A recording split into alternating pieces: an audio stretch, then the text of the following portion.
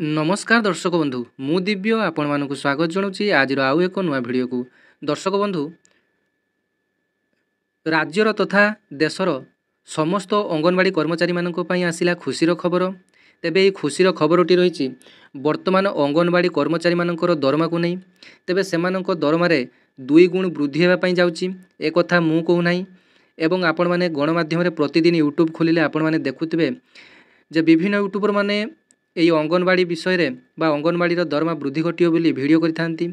तेबे जहाँकि सत कथा है जो अंगनवाड़ी कर्मचारी मानकर दरमाटी केंद्र सरकार एवं राज्य सरकार उभय मिलित भाव में देइचांती। केंद्र सरकार 60% देले राज्य सरकार 40% अर्थ देइथांती। तेबे यही अंगनवाड़ी कर्मचारी मानकर दरमा को नहीं केंद्र सरकार तरफ एक खुशीर खबर आसी जाइछि। तेबे अंगनवाड़ी कार्यकर्ता मानदेय 2 गुण करने को संसदीय स्थायी कमिटीर सुपारिश मिल सारी। तेबे देखंतु एही अंगनवाड़ी कर्मचारी मानकर जो दीर्घ दिन दाबी रही है और एपाई विभिन्न आंदोलन विभिन्न समय कर सारी जे तांकर दरमाटी को 2 गुण वृद्धि करने अर्थात 25 ରୁ 26 हजार टंका करने। तेबे वर्तमान संसद में एक बिल पारित हो सारी। अंगनवाड़ी कार्यकर्ता मानदेय खूब शीघ्र 2 गुणा करा जिवो। तेबे अंगनवाड़ी कर्मीटीए पिलाटीए जन्म होगा ठारू पिलाटीर 6-7 वर्ष पर्यंत अंगनवाड़ी जीवा पर्यंत एवं जेते सब सरकार लोकाभिमुखी योजना रही घरे घरे पहुँचवा काम होची अंगनवाड़ी दीदी आशा दीदी मानकर। तेबे सेमानकर दरमा वृद्धि करने को विभिन्न थर प्रतिवाद करथिले मध्य सरकार तांको कथा शुणुनाहांती। तेबे ओडिशा रे बीजेपी सरकार क्षमता आसिया पूर्व मध्य सेमाननको प्रतिश्रुति देइथिला जे क्षमता को आसिया परे मध्य दरमा वृद्धि करा जिवो। तेबे देखंतु जहाँ भी हो वर्तमान केंद्र सरकार तरफ जो खुशी खबरटी आसी जाइछि संसदीय कमिटी रे खूब शीघ्र निष्पत्ति अनुसार सेमाननको वर्धित दरमाटी मिलिबो। तेबे ए संपर्क में संपूर्ण खबरटी जानि नियंतु। सांसद दिग्विजय सिंह अध्यक्षतार चली शिक्षा महिला शिशु युव खेल संपर्कीय संसदर स्थायी कमिटी महिला और शिशु विकास मंत्रालय पर निज अनुदान दाबीर रिपोर्ट जारी करिछि। एथिरे मुख्यतः अंगनवाड़ी कार्यकर्ता मानदेय वृद्धि कल्याण बोर्ड गठन और अन्य समस्या उपर जोर दि जाइछि।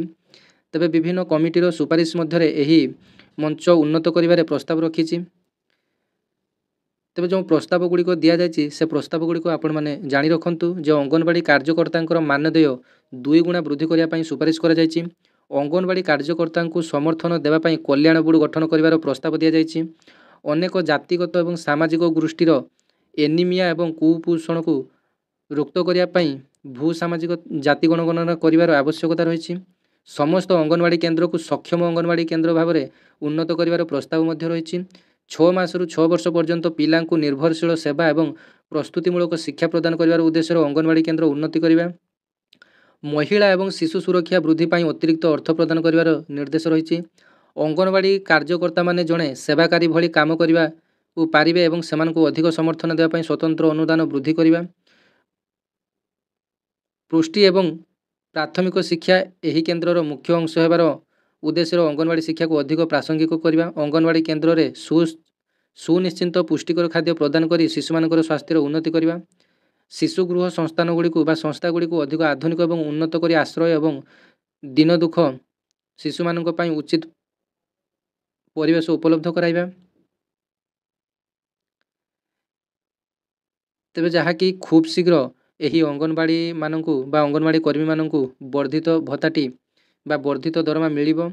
जहाँकि संसदर वर्तमान सेंट्रल तरफ जो 60% मिलूची से वृद्धि करा जिवो।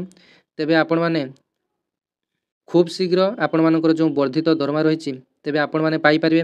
किंतु एटा संपूर्ण राज्य सरकार ऊपर निर्भर करे। राज्य सरकार चाहिए आपण टंका को अन्य उपाय बा अन्य योजना रे व्यय करी आपण मानकर योजना आपण मानकर टंका को रखिदेबे एवं आपण माने वर्तमान जेतिकी दरमा पाउचंती सेतिकी दरमा पाइबे। तेबे आपण माने राज्य सरकार को प्रश्न करंतु जे केबे आपण मानकर दरमाटी बढ़ाइबे। तेबे एटा थिला आपण मानक पई संपूर्ण न्यूज। धन्यवाद। जय जगन्नाथ।